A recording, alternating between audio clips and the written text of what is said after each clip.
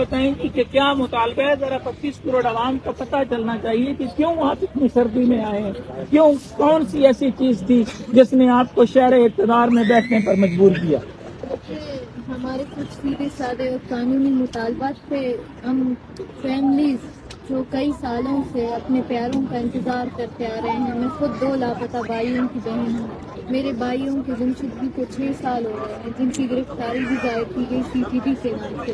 لیکن 6 سال گزر گئے، نہ ہی کسی عدالت میں پیش کیے جا رہے ہیں اور نہ ہی کسی جیل میں. حالانکہ میرے بھائیوں کے تشدد زدہ تصاویریں سوشل میڈیا پہ بھی آئیں اور وہاں پہ صاف دیکھا جا سکتا ہے میرے بھائیوں کا کتنا تشدد کیا ہے. تو ہم ہر حکومت میں کمیشن بنتی ہیں، ہم وہاں پہ پیش ہوتے آ رہے ہیں. ہائی کورٹ میں ابھی تک پیش ہوتے آ رہے ہیں. اس دن یہاں پہ بھی ہم ہائی کورٹ گئے تھے طلبہ کے کیس میں. وہاں پہ میں نے سرفراز سے سوالات بھی کیے لیکن وہ بالکل خاموش تھا. تو جج نے بھی اس کو وہاں پہ کہا کہ آپ کے پاس جواب ہے اس بچی کے سوالات کا جواب دو، لیکن وہ خاموش تھا. پھر پیچھے آپ لوگوں کو آواز آ رہا ہے؟ کرتے ہیں. ہم سیدھے سادے مطالبات لیے آئے تھے کہ جو CPD ہو یا ریاستی ڈیفنس فورس جو بلوچوں کی نسل کشی میں ملوث ہیں ان کو غیر مسلح کیا جائے. حال ہی میں آپ سب نے دیکھا کہ کس طرح بالاچ کو فیک انکاؤنٹر میں شہید کیا گیا عدالت میں پیش کرنے کے باوجود. تو آیا ہم وہ فیملیز جو سالوں سے انتظار کر رہے ہیں، ہم شدید خوف کا شکار ہیں. ہم بس یہی مطالبات لیے آئے تھے اور اپنے پیاروں کی بازیابی کے لیے.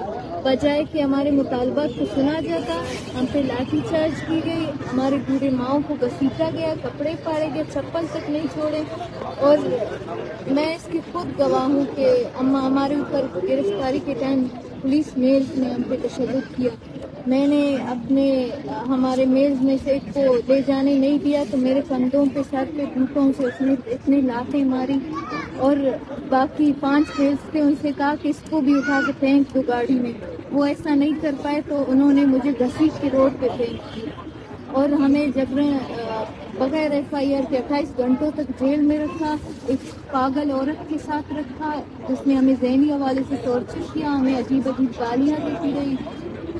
اور جب بچے ڈر رہے تھے اس سے، وہ عورت ننگی بھی تھی اور بچے ڈر رہے تھے تو ہم بارہا چیختے رہے اس کو نکالے. بچے ڈر رہے تو وہ پولیس والے پہ آف گئے اور اس کے بعد ہمیں زبردستی کوئٹہ لے کے جانے کی کوشش کی گئی. ہم بلوچستان سے یہاں تک آئے ہیں کہ ہمیں وہاں پر کوئی سننے والا نہیں ہے، ہمیں سنا جائے. ہم کچھ بھی نہیں مانگ رہے ہیں. ہمارا یہی مطالبہ ہے جو بنیادی اور قانونی ہے کہ ہمیں جینے کا حق دیا جائے. ہمارے جو لوگ سالوں سے لاپتہ. آیا ریاست میرا مجرم نہیں ہے کہ میں 8 کلاس کی اسٹوڈنٹ کی مجھ سے کتابیں چھین کر میرے بھائیوں کی تصاویریں میرے ہاتھوں میں تھما دی. میرے بھائی کے علاوہ، میرا بھائی ایک سرکاری ملازم ہے، اس کے علاوہ ہمارا کوئی سہارا نہیں ہے. ہمیں پڑھائی تک چھوڑنی پڑی. ہماری بہنیں گھروں میں بیٹھے ہیں. آج بھی جب میں خوددار جاتی ہوں تو صرف گاڑیوں میں وہ مسلح لوگ میرا پیچھا کرتے ہیں. یہ انصاف ہے سیاست سے. ہمارے دوست ابھی تک لاپتہ ہیں جو ہمارے ساتھ احتجاج کر رہے تھے، ان سے بہت سارے 50 سے زائد ابھی تک چھوڑ دیں. ہمارے مطالبات میں اضافہ کیا ہے.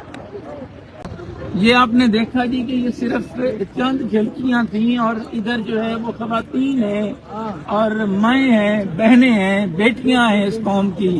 اور میں حیران ہوں کہ کوفہ مزاج شہر اقتدار میں بیٹھنے والے طاقتور حلقے، ان میں اتنی توفیق نہیں ہے. جناب طاقت صاحب، کیا آپ کا ضمیر مردہ ہو گیا ہے کہ آپ اپنے ان ماؤں، بہنوں اور بیٹیوں کے لیے نہیں آ سکتے؟ کیا آپ کا پروٹوکول اتنا بڑا ہو گیا ہے کہ آپ یہاں پر نہیں آ سکتے؟ یہ آپ کی دھرتی کے لوگ آپ کو پکار رہے ہیں اور آپ جو ہے وہ یہاں نہیں آ سکتے. ہم نے دیکھا ہے اسی کاکڑ صاحب کو یہیں سپر میں گھومتے ہوئے. ہم نے وہ آپ کی وہ تمام حالات بھی دیکھے ہیں جس طرح جو ہے وہ آپ ادھر شہر اقتدار میں ہوتے تھے اور باتیں کرتے تھے کہ جی بلوچستان کے جو مسائل ہیں ان پر بات نہیں ہوتی. تو آج کیا آپ کو نظر نہیں آ رہا کہ یہ بہنیں، یہ مائیں، یہ بیٹیاں آپ کی دھرتی کی بیٹیاں ہیں؟ میں آپ سے اس لیے سوال کر رہا ہوں کہ اس وقت آپ وزیر اعظم ہیں.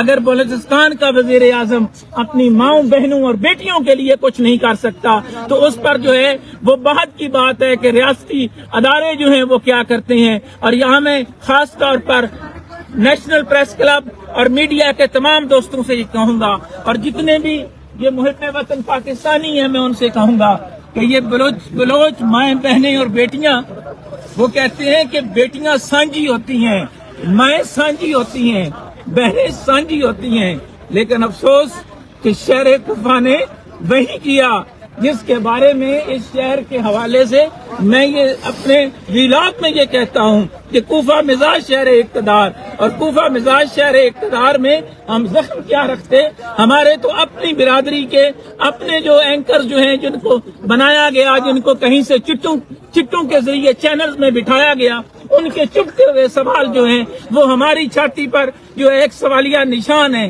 कि जनाब आप किन के लिए काम कर रहे हैं। ये धरती हम सब की धरती है, इस मिट्टी के लिए हमारे बड़ों ने कुर्बानियां दी हैं, और ये धरती किसी एक शख्स की धरती नहीं है, और इस मुल्क को जिसने आजाद करवाया था उसका नाम मोहम्मद अली जिन्ना था।